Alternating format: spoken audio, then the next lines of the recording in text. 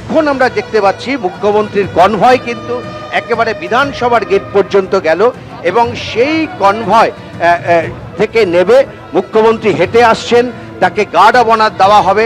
মুখ্যমন্ত্রীর গাড়ি চলে গেলেন এবং যে আমরা দেখছি সেই ছবি, সঙ্গে রয়েছেন শঙ্কর ঘোষ এবং বিধানসভার সচিব, তারা সঙ্গে রয়েছেন এবং প্রদীপ চট্টোপাধ্যায় তিনিও সঙ্গে রয়েছেন। গার্ড অব অনার দেওয়ার আগে মুখ্যমন্ত্রী কিন্তু আম্বেদকরের মূর্তিতে মালা দেবেন, সেই দিকে যাচ্ছেন এগিয়ে। মুখ্যমন্ত্রী আম্বেদকরের মূর্তিতে মালা দেওয়ার পর তারপর কিন্তু তিনি গার্ড অব অনার নেবেন এবং তারপর শপথ নেওয়ার জন্য ভেতরে ঢুকবেন।